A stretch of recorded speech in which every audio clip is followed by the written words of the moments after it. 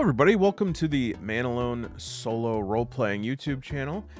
I'm your host, Man Alone, and today we're going to be taking a look at Rue from Ruin, a solo werewolf journaling RPG that I'm trying to get out of the glare lines here.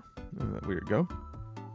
This is by Adept Icarus, a nice game company that also produced another one I like called Cyan Starlight by Alan Barr. And this is a game. This is for being a werewolf, is solo game. Write about being werewolf. Awoo. I think that's awoo, or it stands for like a werewolf. Ow, ow.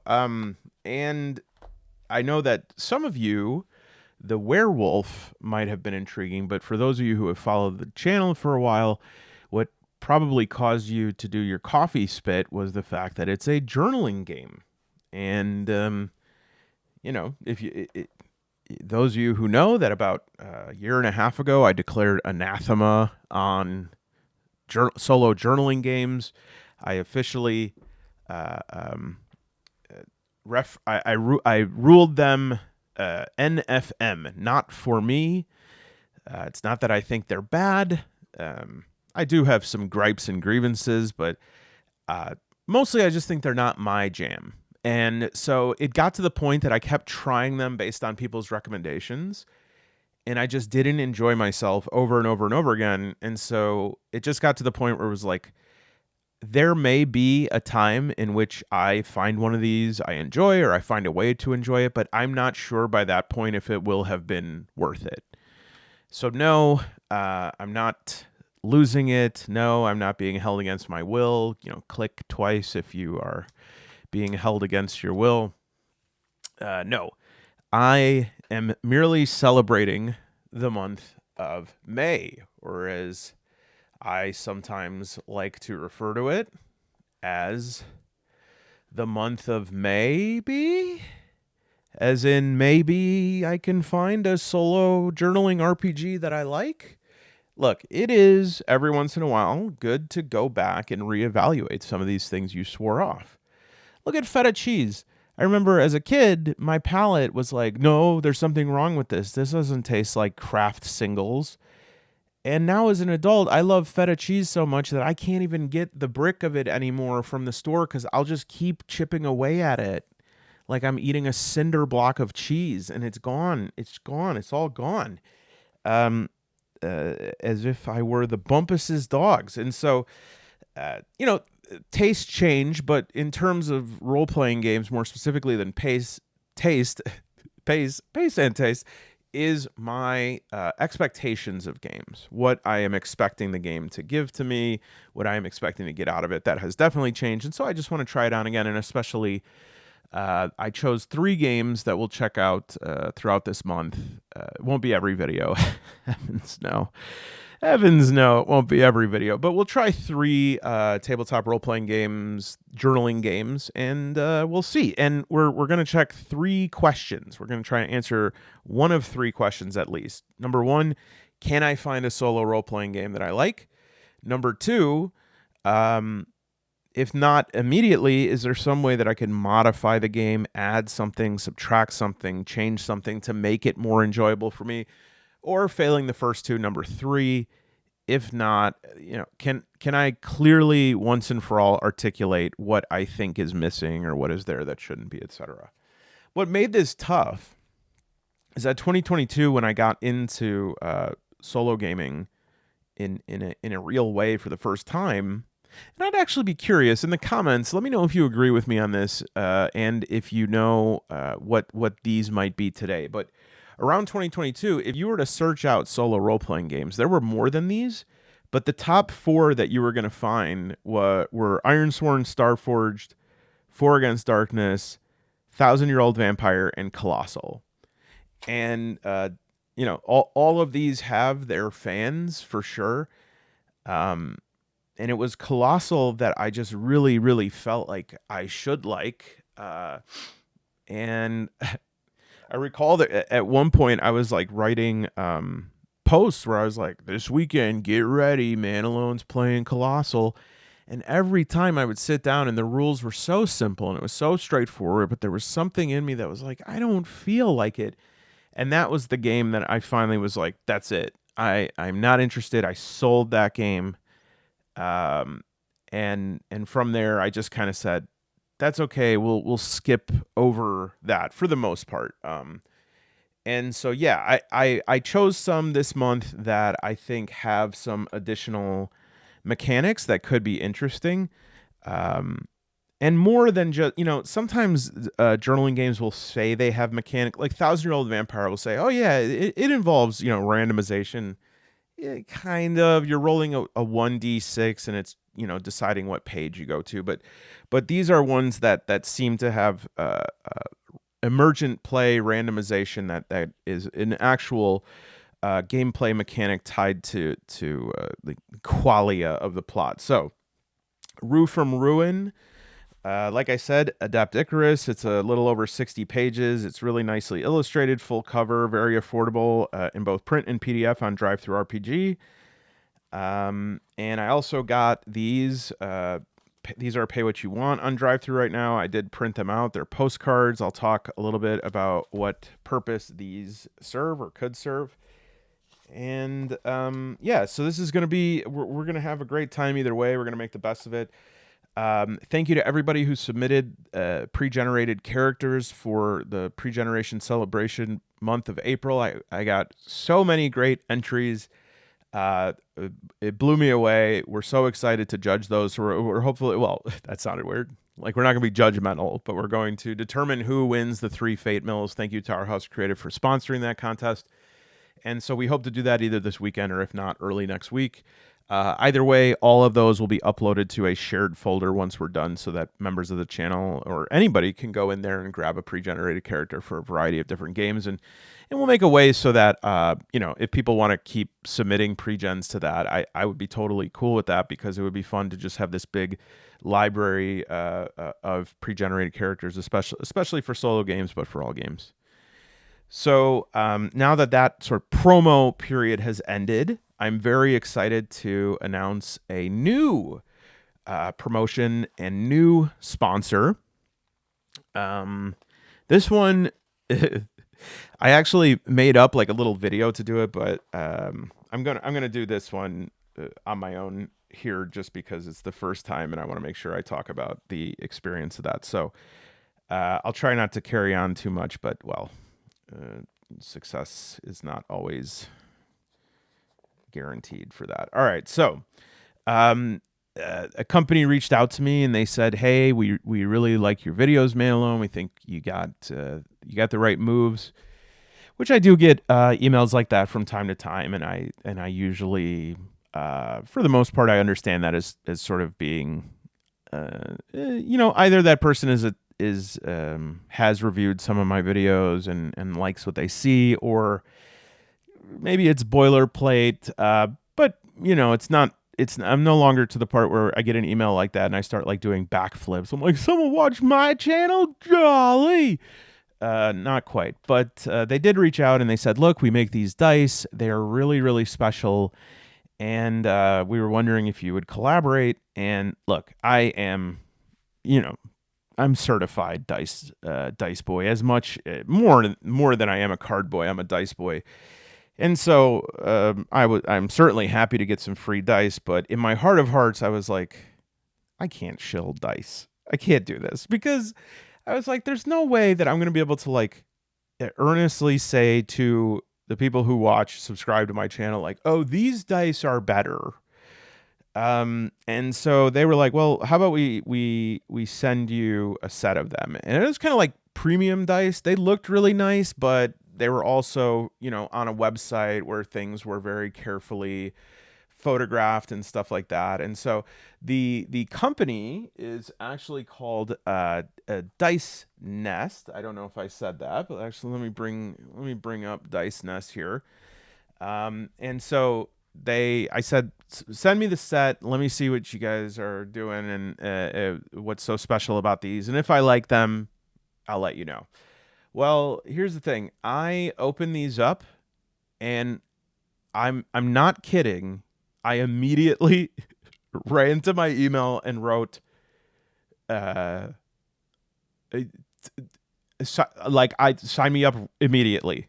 Like, make me your, I don't care. I'll wear the dice. I'll get them installed in my chest like a Iron Man's reactor core or whatever, because these dice are unbelievable. They literally like took my breath away. Okay, and so these are what they sent me. Now, at first glance here, you're probably like, okay. Well, these are the Dragon Flame dice series, and they send in this nice little magnetic case here. And the ones that they sent me, let me see if I could bring this up here. Yeah, so the ones that they sent me are the Nidog Ice Blue Opal. And again, picture looks really nice, but it's like, yeah, how could how close can that be? It, it's better. I'm not kidding. I hope that it translates a little bit here, but here, hold on, let me pause so I could get these out of here. It's in sort of a styrofoam thing here. All right, still pretty standard, right? I even put a light right here, just get a little stuff. So, they're really nicely cut. Each side, they say they make like 5 passes on it, so that it's like super exacting, but at the same time, none of them are the same. I really like one of the things they say is like, we believe every dice has its own soul. And I'm like, I kind of do believe that as well. Um, but also the D4, very nice, not a caltrop. And that is probably the first thing where you may notice what I noticed, where there is something living in these dice. There is like a bioluminescence. It has these completely like un the patterns of shimmer do not make sense. They look like bioluminescent, like jellyfish or something like that. And I promise that, like, if you think these are beautiful right now, in your hand, they're even, they're, oh my gosh, look at that. Oh my, they like feel alive. It feels like in a movie where there's that like sheen of mana. Um, and they, uh, I, the impossible thing happened where I was like, yes, these are incredible. I can earnestly say that these are incredible. And so, um, now they are definitely premium dice. I get it. Not everybody's in a position like, well, let's see, should I get bread this week or premium dice? I understand, but if you're in a position to do that, please consider that, and also please consider if you are in a position to do that, given the man alone discount, because as I do with my sponsorships, I do not take any like payment outside of if anybody gets something. And so that way I'm able to max out the discount. And what I was able to do because of that is I was able to get a 20% discount. Now, I admit that I didn't think through the promo code fully in terms of how it could be misinterpreted, but please remember that is man dice alone. It is, and say dice like normal, don't say dies. Man dice, dice alone, you get 20% off. So for instance, these Dragonflame Awaken the Slumbering Power dice, they're $58. You get 20% off that. And so even if and if you click the link below, it's the affiliate link, so you're going to support the channel. Even if you hate my guts, you don't want to support the channel, they have an email list. You sign up for that, you get $10 off. But 20% off of those is 580 times 2. So yeah, it's almost like $12 off. And there are dice for this that are easily over $150. These are like the dice that you look at in the store behind the glass and you're like, gee, one day I hope we win the lottery. But you won it. It's the Man Alone lottery. I do want to just show, even though I look at that, even though I love these, there is another set of dice on here that I wanted to bring up because they're just like, they also blew my mind. So this prismatic radiance one is stunning. The let me see if I can go back to that. Yeah, this prismatic radiance one, it's like I don't even know. It like has so many cuts that it has like a die. Oh, this one here, planetary spin dice. The planets actually spin in like an aqueous fluid inside of them. Oh, jeez, look at that. So it's actually the starlit azure right here. You see that like obelisk in the back. They actually carve these. What is it? It's like a pressed resin and wood, and then composite those together. And so there are these um uh I don't even like marble resin dice composites. They just look. I've never seen anything like it. I've never seen it, and so I just wanted to carry on. I know that that was quite a waffle, maybe not the best sales strategy, but please consider checking these out. It would really support the channel. And I would really appreciate it. And I hope that we can continue the sponsorship, because here's the other part that I hope they don't watch this, because I don't think I was supposed to say this. But if I hit a certain milestone, they want to like I'm their prize horse in a way, and so they want to do like a man alone dice series. So if you can, it would be really awesome. But I get it if it's not the best time. But no matter what, regardless, please remember promo code man dice alone. Okay, and then the link below will be the referral link. Thank you, dicenest.com, for sponsoring me and for actually making a product that I feel great about selling. You have made something truly beautiful, and now it will become my Uncle Dominic's convertible, the thing where it's like, I'm not rolling these. The guy would never, he had a convertible, and he would just wash it in his driveway. He'd be like, what, do you think I'm going to drive it around here? Yeah, right. I'm like, but it's a car. And now I get it. All right. So back to the studio. Okay. So the first thing that tipped me off that this game was maybe a little bit Journal Plus was I looked up the character sheet, and right off the bat we could see some interesting like uh, components here. First of all, I really love this. Like the top of the sheet here, it kind of is made out as a Mad Lib. Blank was a blank from blank who was turned into a werewolf in the blank, fill in a decade. And now seeking their betrayer, the person who turned them, that they hold responsible in a location. And so that's what we'll do during character creation. We'll figure out who is this betrayer, because this betrayer character is a big focus in the game. This is the person that either against your will or against your knowledge did convert you into a werewolf, and so that is going to factor into your quest, but also your level of like rage. We also have moon phases. Like I said, this rage level, and then we have attributes: sense, instinct, touchstone, means, wits. The only ones that maybe are a little unclear at first pass is touchstone is like your tether to your true self, to reality. Means is your finances. It's just sort of an abstract way to aggregate that. There are 3 insights that you normally would roll on a table, but that is what these postcards do. And I did print them, but I didn't read them, other than there's 3 categories, like insight 1, 2, 3. So we'll be able to shuffle these up, and then we'll get like a postcard from our betrayer that adds a little bit of insight. We have some allies, different powers, and then these troubles, which it has moon phase. Oh, sorry. It has moon phases down here, and it's also going to use a clock system.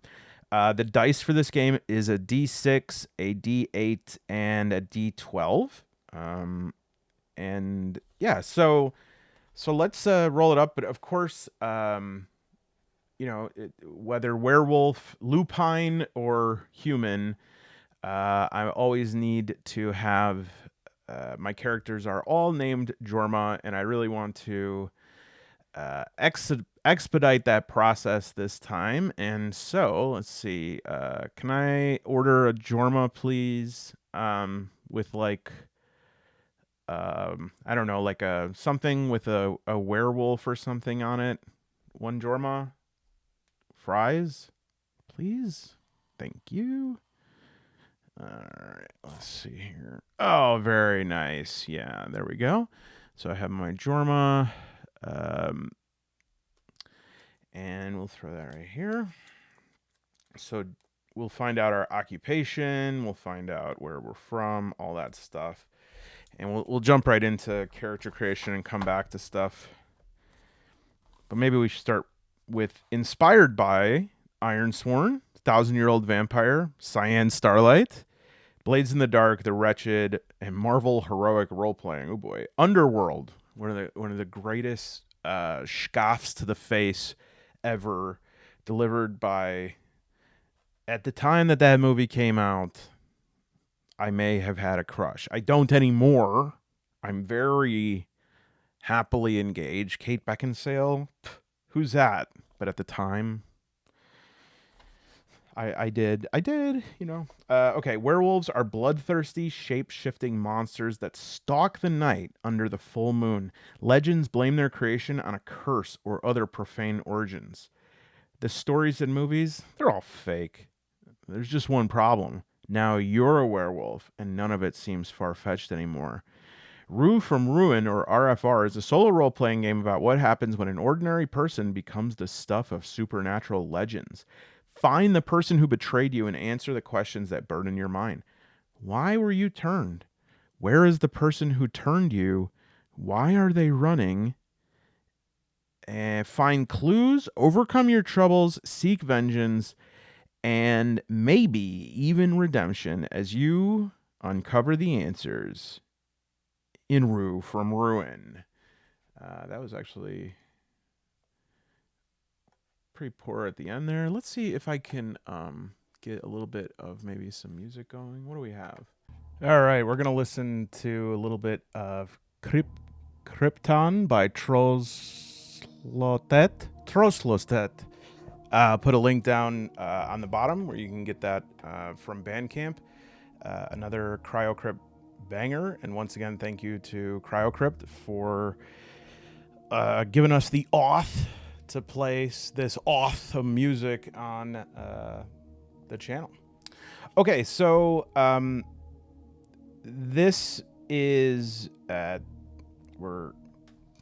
since these are a bit heavy, just for the sake of sparing everyone's eardrums, though certainly a joy to roll on your own. I'm going to be using my sound reinforced dice tray here just so that it doesn't travel up and blow out your eardrums. Let's do a test here. Much better. For this game, it is the stats are between D6, D8, D12, and they go up in like sort of steps. So it is a step dice system. It's not like a stepdad. Like, it's not somebody who's like, oh, you know, I'm not trying to replace your old dice. I just want to be your friend. It's a different thing, okay? So don't get upset. Now, you track like your stats here, where if you get like an increase in your sense, you'll move it up from a D8 to a D12. If you're at a D12 and you get something that boosts it up another spot, you don't go to a D20, you just get like a D12 plus 1. You do it again, it's a plus 2 to whatever result it is. And in this game, it's really a 4 roll equal to or over 4 for a success or overcoming a trouble, okay? So a little bit of interesting here, the way that you roll up characters. I think I certainly don't mind, but it was a little bit. Whiplash is way too strong of a word, but for some stuff there was like very definitive tables to roll on, and then for other stuff there was just like come up with it on your own. And I think, you know, if you're gonna if you're going to give me a list of occupations and you're going to give me um, stuff like different types of like what my betrayer was, what my starting trouble is. I mean, there's really lots of really good tables on here and lots of good troubles that you face that are listed in quite excellent detail. I mean, here's a D66 of all these different types of common troubles you can face, and then the details for each of them at different difficulty levels. Hey, give me another table here with some locations, with some names. I think that would be great. Obviously, no matter what, mine will be named Jorma. And then my betrayer, this again, the person that infected me with the whatever it was, this Calyx Helix, as it would be called in 40K. I had to think of a very common villain name, and I did Richard Stink, traditional spelling of stink. I'm sure it's one of those spellings that he would be like, it's stink, and it's like, yeah, whatever, stink. And Richard Stink was a biochemist. We studied together at the Cranmore Academy for the Fiscally Endowed. That's the school I came up with.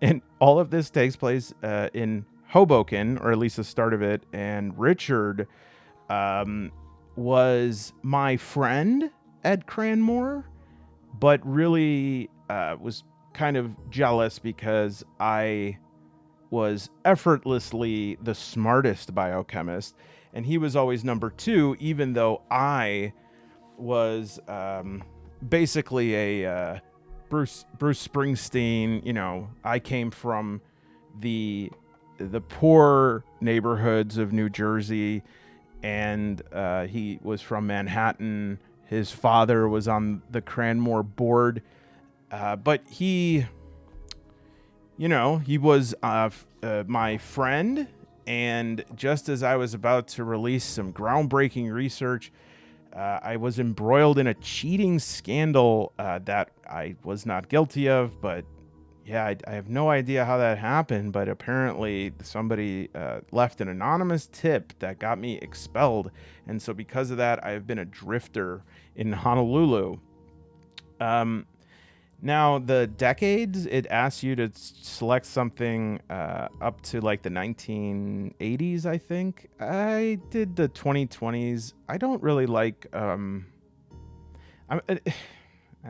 it's silly to say I don't like the 80s. I'm starting to develop an allergy to like forced nostalgia over the 80s. I am, not to rehash some stuff that I went over in the Mark Fisher video. Certainly this is not what that's about, but like we need to disenthrall ourselves with that decade, and because we are on an absolute cultural treadmill that we cannot get off of. And I know what they're trying to do now. They're trying to like shift us into a 90s, early 2000s nostalgia. This is totally toxic. And the reason for that is we're not creating the 2020s. Like, what is the 2020s? What does that look like? What are the clothes? What is the music? It's just turned into this like beige, endless beige, because we're just stuck thinking that like the world was happening in the 1980s. There were definitive clothes and games and affectations, but culture is like not crystallizing anymore. It just shatters whatever the norm is, calls it cringe, and moves on to the next thing. And so we sort of anchor ourselves in the 1980s as this blanket. And I just don't want to do it anymore unless there's like a specific reason to. One thing I did consider as I was just playing and trying it out was maybe they did that to eliminate some of the technological like Deus Ex Machinas that would happen in 2020, like cell phones and internet. The communications and stuff becomes a little bit more tricky without that in there. So I can understand that. But yeah, just a knee-jerk reaction. I'm like, no, please stop. Like, I was there. It was cool, but like, it was just a decade, I mean, people weren't like walking around being like, hey, how's your 1980s going today? Oh, it's going very well. How's your 1980s? Good. I have these socks with the stripes around them. Oh, very awesome. I have big shoulders. People just were, and we need to start being whirring again. Okay. Now, one of the main mechanics of the game is these troubles. And there are a couple different categories of troubles. Most people are going to start the game with a rage of 7. You could randomly get some different factors that pull your rage down, but the default is 7. And whenever your rage is like 7 to 9, you get a special trouble of act of violence, a random act of violence. And in this, if you can understand this, you can start to understand like the main, like what this game is going for here. So, some troubles are tied to certain attributes, and they have clocks, okay? And these clocks, they advance, each moon phase that you go through, the clock fills up like one until it's full, determine like how complex the trouble is. Once it's filled, you can sort of face it and try to overcome it by rolling your test and trying to get 4 or greater. And if you overcome it, you get to like get rid of whatever negative effects it was doing. So for instance, there might be like a negative effect that says, oh, when you have this trouble active, you can't like search for anything, or you can't carry an item or something like that, or there's more attention on you or something like that. And so when it fills up, you have to try to overcome it. And if you do, you wipe it off. And you're able to like restore whatever it was that was being inhibited by that. And there are some troubles like the random act of violence that are special troubles. And for these, they're not measured by a clock. You don't test an attribute. They go by random act of violence is the full moon. So when we reach the full moon, I have to do a random act of violence. And once I do that, I have resolved that trouble. So here's the thing. I only have to do the random act of violence if my rage is over 6. And so this is where you need to shift into journal mode a little bit. Because if you're not thinking like somebody who is here for the narrative, you're going to be like, well, who cares if what is doing a random act of, do I get hurt? Do I lose HP? No. What happens is you hurt an innocent person. Okay, that's the consequence. And so that is what is motivating you. Now, the first time, I think, like I said, most players are going to like have to do an act of violence, but I think that sets a good first step for like wanting to avoid that in the future, And so I think it's good to like make that gruesome and make that something that, look, I mean, I hope most of us, I'm speaking for myself, if I was sleepwalking and I pulled somebody's arm off, like seriously thinking of that, like I wake up the next day and they said, you mauled some dude, you like ripped, I would be horrified. Like I would be, I think I would almost be in a state of like hyperventilating panic. I'd be like, I did what? And I know that like that seems to be outside of the realm of possibility, and it is, and hence why we play a game. Okay, so if you actually think about that, that is absolutely horrifying. And so if that's what happens, then I'm going to be making choices to try and reduce this rage going forward. And this is where the game is, I think, more fun than your average bear, is that throughout the phases, and they vary, mostly during new moon and full moon, you have options. You have a certain amount of actions you can spend that you can invest in filling up these clocks to get the outcome of it. All right. And so I think it's a little bit of confusing word choice of like spending actions. Think of it like an action point, depending on how many troubles you have, depending on what phase it is. So say you have 2 points, rage -1. I'm going to want to invest at least one of those into this clock so that I can start trying to fill that and reduce my rage. But sometimes I might say, well, reducing my rage straight away would be a quick fix. What I want to do instead is I want to increase maybe my means, or I want to get a new ally, because yes, that's not immediately going to reduce my rage, but it's going to increase my capability of like reducing my rage even more, or avoiding trouble, or getting to my betrayer faster so that I don't have to keep hurting people, etc., etc. So it's really like you're working on this strict economy of potential actions, and any action that you spend, you cannot spend it on another action, right? And so I like that, because that's something that elevates beyond just the journaling. Is yes, there is this narrative consequence, but the mechanics of that, as long as you like agree that if you take seriously the consequence of like hurting somebody, then the decisions will be difficult.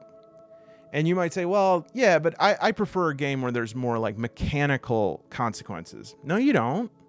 Because ultimately mechanical consequences just feed into a narrative. And if they don't, you're not playing a game, you're playing pinball, right? Like ultimately, why don't you want to lose HP? Well, because your character dies. That's a narrative event. It doesn't feel like it because it's judged by like moving a quantity below a threshold. But it wouldn't be very fun to have a game where it's like, if your HP reaches 0, then your quantity has moved below a threshold. Well, what the hell does that mean? What use is that? I need to know what that represents narratively, okay? Now, what we're also trying to get here is insights, and these insights kind of bring us closer to understanding why our betrayer betrayed us, why they did this. And again, there are tables to roll on, but I think this is where it is very much worth it to download these postcards. And again, they are pay what you want. I just threw $2 at it, right? I mean, honestly, for high quality printing of, I think there's like 24 of them. So there's 3 categories of these. Let me try and find this table here.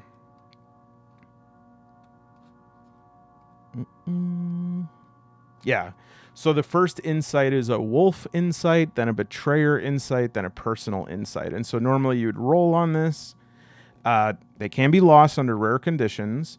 Gain 3 insights to unlock one type of ending. So the more insights you have, there are certain things you can't do in the game unless you have 1 insight or 2 insights, right? And you could roll on that table. You could come up with it yourself. But what I like is like for the first insight, for insight 1, that is the, why do I always do this to myself and like lose the page almost immediately? Okay, that's the wolf insight. And these cards are really cool because you can see here, this is the personal insights. I grouped those together, the betrayer insights. And then the wolf insights, we'll just do one just as an example here. I don't want to spoil it if you're going to play, but we could take a look at one. And each of them have like awesome art on them. I printed out on nice like thick paper that I've become addicted to, just printing out stuff on nicer paper. It just feels so good. And so we have all 6 of these. And by the way, I also printed out 4 that are just blank that I can sort of fill in with my own thing if I wanted to, especially if I was like GMing a game. But yeah, so there are 6 times 3, so 24 of these different ones. So I'll just go through them here, and I'll pick one of them. And so this is like a postcard that I get from my betrayer. Manifestation and intent. I had both, and now we're seeing the final results. Aren't you pleased? I am. And the word is ritual. Now, if you had rolled on it in the book, you would just get ritual, and you'd have to determine what that means. But this is giving us a more definitive idea. So I think that these are a great place to start with playing this game. And then after you play it a couple times with these insights, you can like get more of a sense of what they're going for. And also, this is just one of those things that makes it special for solo play to have like these little treats where you get to go, that's right, now I get to pull in one of these cards that I printed out. It's one of these things that makes it feel like an event, and I just think that that's fantastic. Okay, so because my betrayer was Richard Stank, was a biochemist, that starts me with a trouble of unconscious. Now this one vexed me for a bit until I understood what they were going for. So I start with this trouble of unconscious. It has no test. It is at 0 cost. So what you'll do is you'll look up in the trouble section to see what a 0 cost unconscious does. So these are like mental troubles, physical troubles, relationship troubles, supernatural troubles, loss troubles. And so for unconscious, it's at difficulty 0 because the difficulty goes up for each insight you have. There might be some other thing that can go into that, but I know it advances with insight because that's sort of the thing that level sets the game. So I'm at level 0.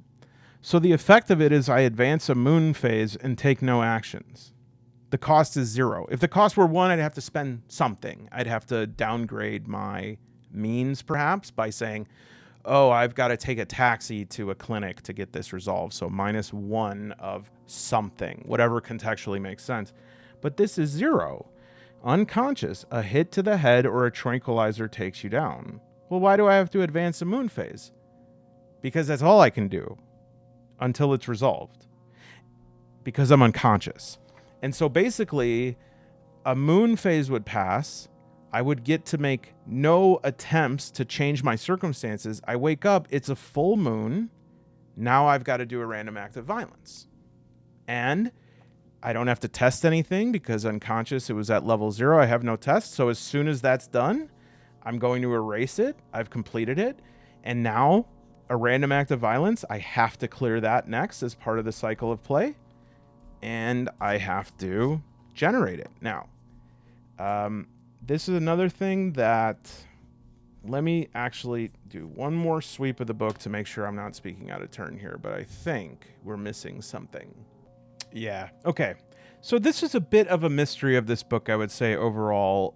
It's not a deal breaker, and actually, I just want to say to Adept Icarus, great job. This is like a really good game that they really thought about how they wanted this game to go. They even have this little part where they just talk about how and I really identified with this. So thank you for talking about this. They're like, when we started making this game, we just wanted to have like something. And so we just started making character sheets or game cycles.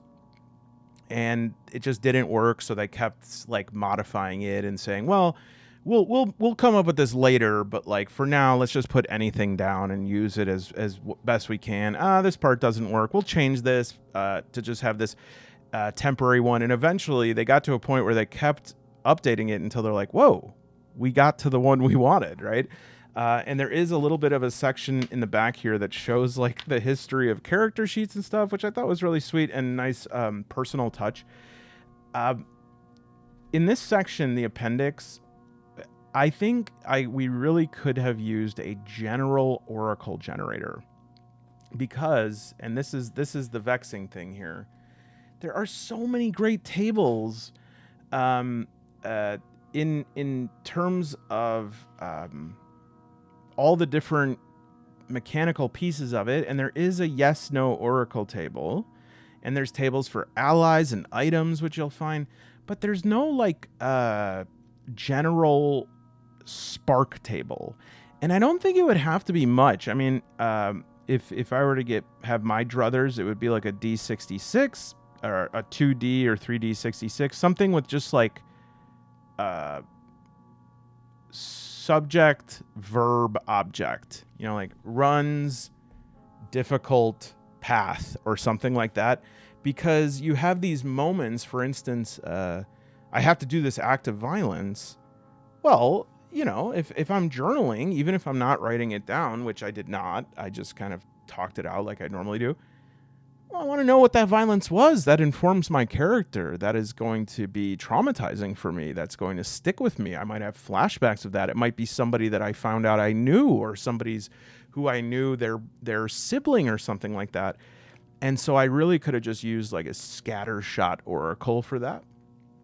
But otherwise, the tables are incredibly effective for what it does. All right. So I did I stand by my way that I chose, the order at which I chose to talk about that. Let me just kind of go through this and finish up by just telling about the different pieces as best I can. I want to leave, obviously, some parts of the game to be undiscovered. If you're interested, I'll put a link below to purchase it. But essentially here, again, let's just look at this sheet here. We have attributes of sense, instinct, touchstone, means, wits. The ones that are maybe need a little bit of explanation is touchstone is like our tether to our humanity or our identity, our self. It's kind of like what anchors us, even maybe if we are in a werewolf form. And then means is a general abstraction of like money, resources, access to things, etc. We have the moon phases. Let's see if I can get a little less zoom. Nope, no way. That was one of those things where I like started to shift the window a little bit to change the zoom, and I was like, if I do this, I am about to have a like resizing of window disaster that will take up an hour of my time. Okay, so that's okay. We'll just move it around. So the moon resistance changes depending on what moon phase it is. Basically, the more visible the moon is, the higher the resistance.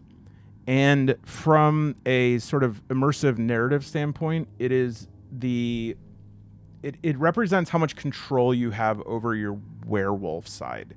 The closer to the full moon, the less resistance you have, and thus like more likely to be able to control it. And I'm sorry, I do think I said that backwards.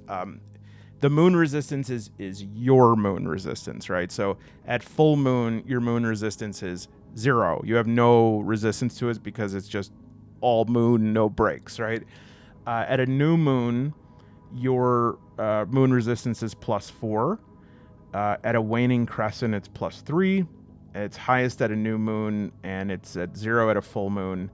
And then as it wanes, it increases again. And this is involved, really, I guess in two main ways. The most relevant, most frequent way is that it is going to be used as a modifier for your werewolf shift check. Because each time that you are in a crescent, quarter, gibbous moon phase, you have to make a werewolf shift check, which is rolling your touchstone. Remember, that's like your link to your humanity, plus the moon resistance. And if the result is less than your rage, you transform into a werewolf. So again, I have this, my touchstone here was at D12, right? So that gives me a better chance. And my moon resistance, we'll say that this was before I moved it. It was unconscious in a full moon. My moon resistance was 1. And so I actually rolled a 12. And so this would be 12 plus 1, 13. And my moon resistance is added to that touchstone die plus whatever the moon resistance is.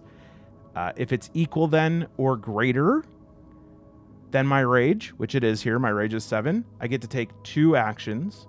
If it's less than, I turn into a werewolf and I lose all those actions and I have to deal with werewolfing out. Like there's going to be some, I guess it'd be like a dissociative fugue. You're going to wake up somewhere, like traveled far away. You're going to be in less control. Obviously, you're going to likely to be violent or at least unhinged. And so, yeah, at a new moon, you're much less likely to transform because your touchstone is +4. At a full moon, you don't do a werewolf shift. You just automatically transform. So that's the one where it's like no if, ands, or potatoes. It also modifies the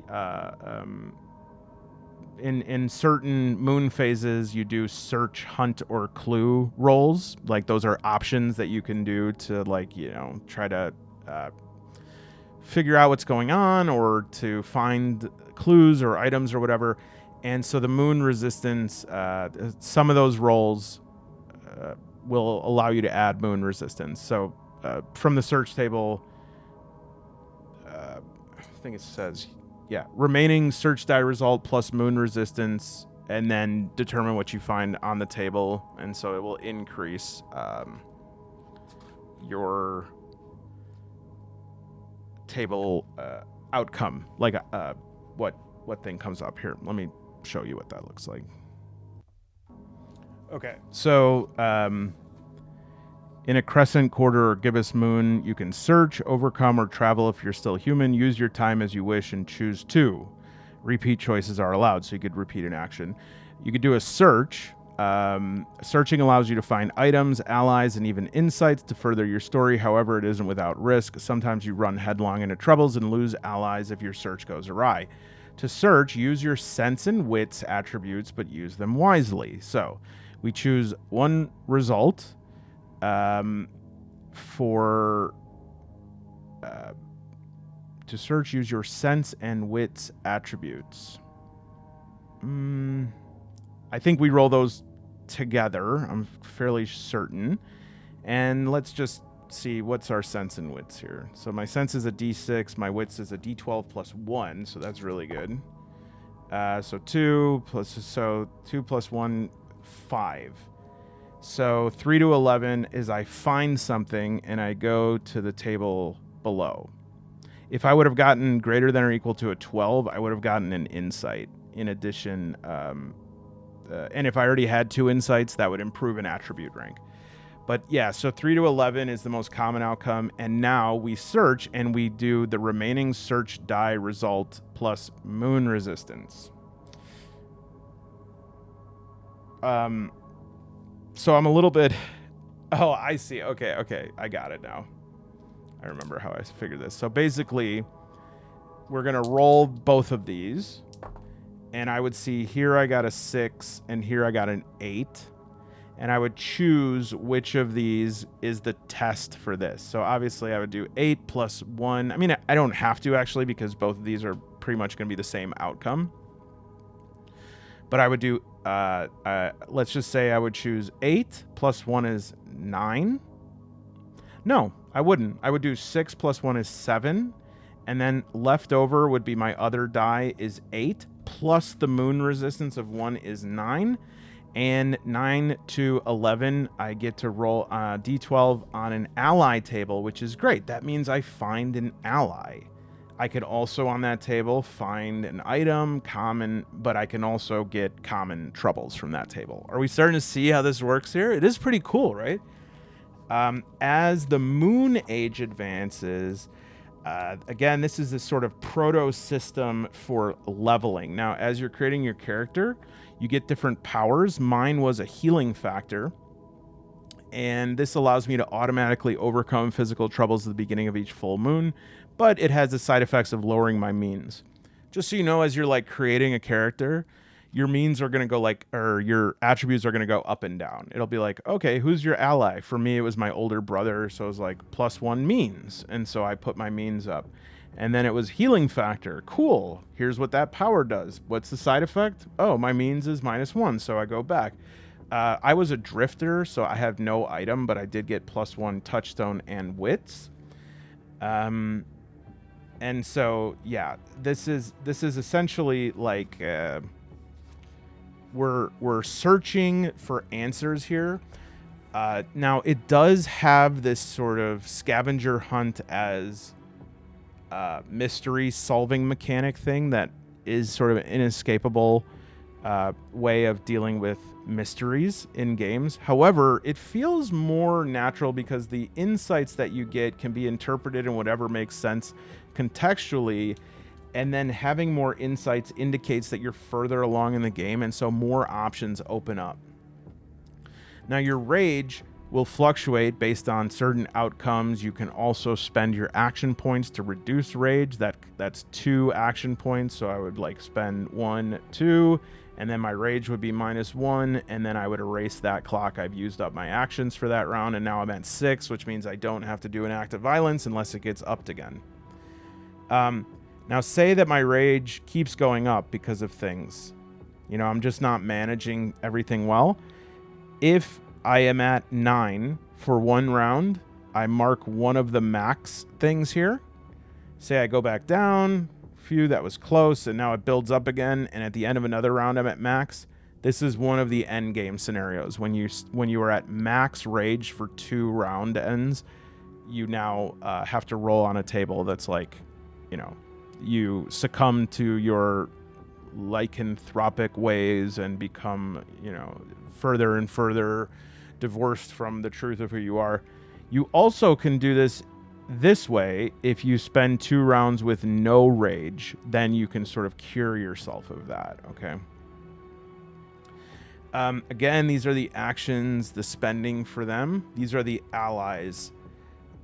Some allies can be stars. Let me show you what that means.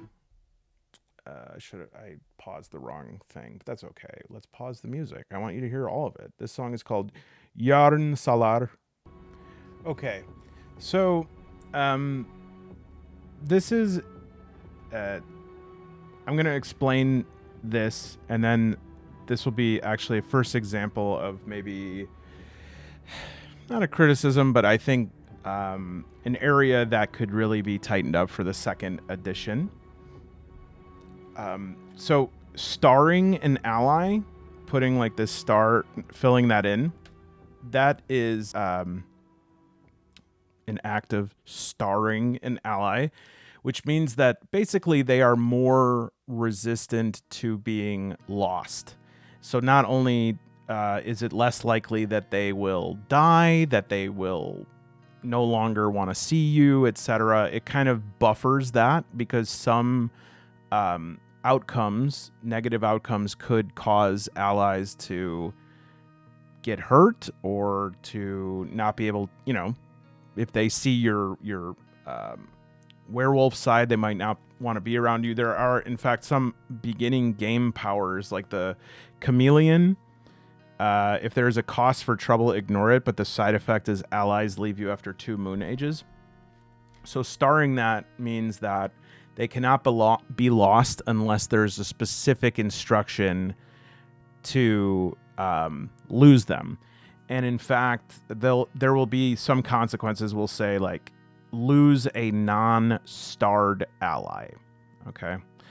So there are some other things here to discover in terms of the overall game mechanics, but I think this gives a really good idea of what the experience of playing this game is. But I did, just so that you have more to discover if you pick this up, there are plenty of different troubles you'll be able to see: allies, betrayer,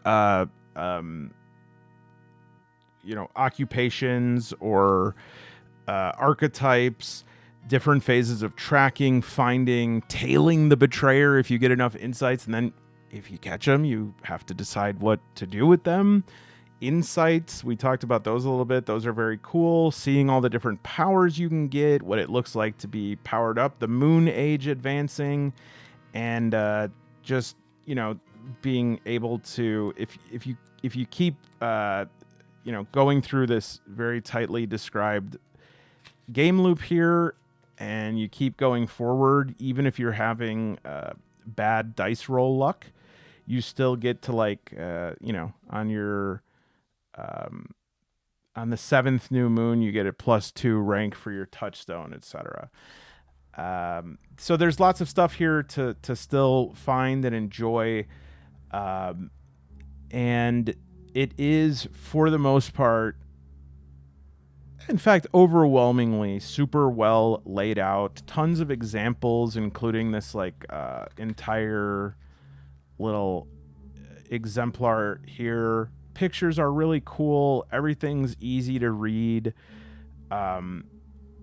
Just a really badass good game for the cost and the size of it. The thing that I was saying about why the directions to star an ally is maybe an area that could get a little bit more is sometimes the organization of instructions in this book. Perhaps you may have thought yourself during this, Man Alone is kind of explaining things out of order, and it's because this is the exception rather than the rule. But sometimes this book does a thing that some smaller RPGs, no, actually all RPGs do this, where they depend upon a result in a table or an example of something to teach you a rule. Now, Star and Ally is pretty, it's not like it's hidden here or anything, but you got to think about like how the eye follows when you're learning a game. So I'm reading this and I say new moon phase. Okay, I want to understand what that is. Okay, so I advance the moon age. I'm going to check the table.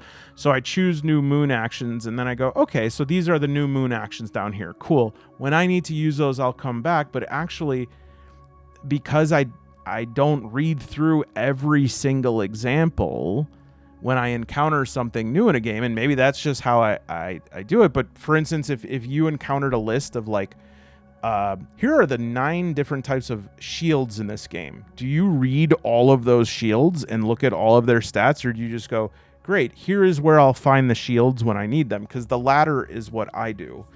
And so some of the instructions are a bit hidden, a bit cryptic. It took me a while to like track down what things mean.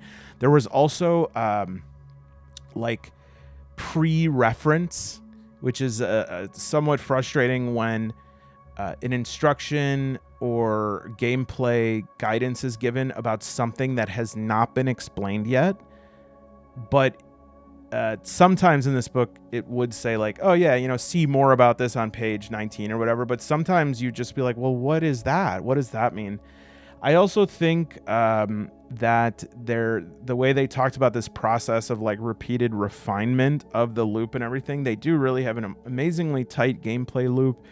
And everything honestly fits together brilliantly. Like there are some things in here where I said, wow, this is some new stuff here. I mean, it's not like revolutionary gameplay changes, but at least they made choices and took chances and tried new stuff.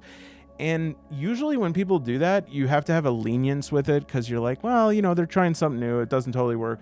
This stuff works. This is all really, once you understand how it works, it ties together really well. That said, I do think that sometimes, and this is what happens when something gets like considered by a committee for too long, the names for things sometimes are not intuitive. I talked about like actions.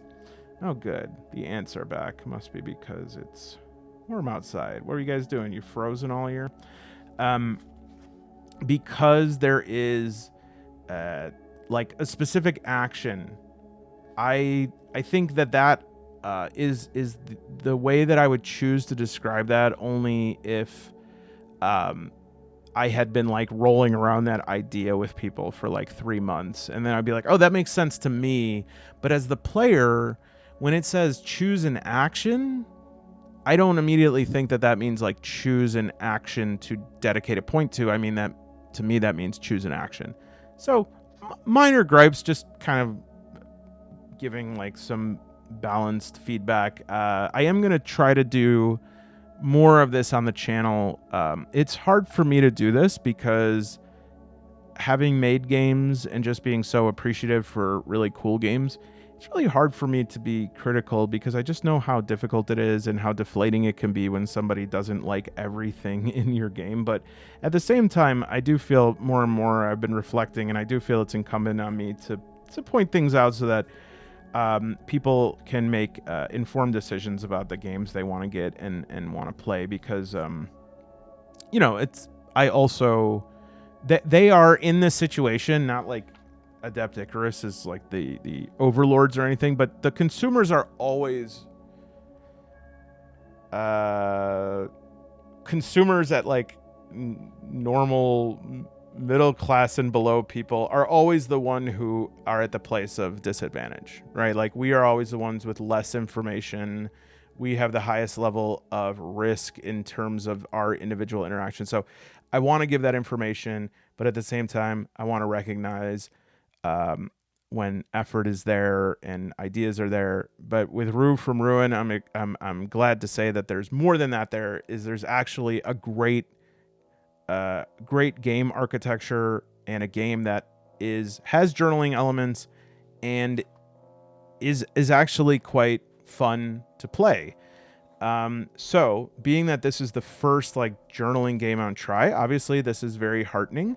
I will, however, say, as this month is all about, seeing if I can do the what is it, eat pray love adventure of solo games. Like, I went back to Tuscany to reestablish my solo gaming roots.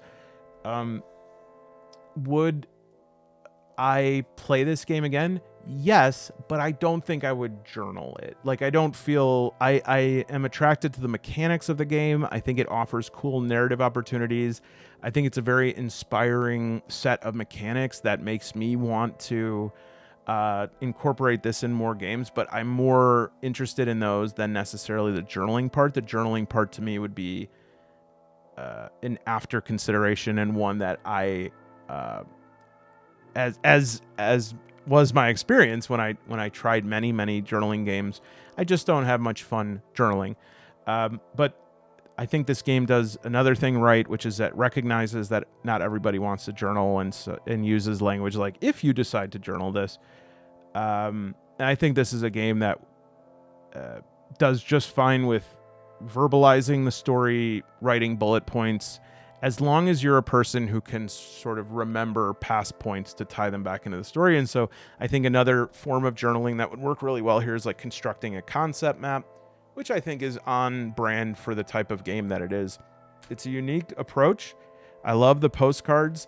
I love the idea that this betrayer is sort of tormenting you from afar, but that there's also something where you used to be close rather than this nameless villain. Whenever you have characters in conflict, but they do care about each other in some way, even if that caring is a form of conflict, or it is care that dissolved, or it's two people that should care about each other but they don't, or one of them is faking caring about, that is far more likely to be very generative in terms of story than just being like, here's the bad guy and you're the good guy. Games like that, they don't inspire a lot more than just like bad guy bad, good guy sword sharper than bad guy's axe, right? All right, so that is Rue from Ruin from Adept Icarus. Just to give a heads up, part of what I did here is in some ways a little bit of an example of what I want to do more of for this channel going forward. I'm going to be working on a video. In fact, I've already started working on it. I'm probably going to finish it up after I post this one, just talking about some evolutions in this channel, about what I want to do and the scope of what I do. So keep an eye out for that video. If you enjoyed this, please like and subscribe. And if you can, click on that link for these dice. Just check them out. I mean, I think you might be surprised, even if this is the kind of thing you don't normally go in for. These are really awesome. And it's nice to have a really nice thing sometimes. Sometimes it's nice to have a nice thing. Other than that, thank you so much for joining, and bye.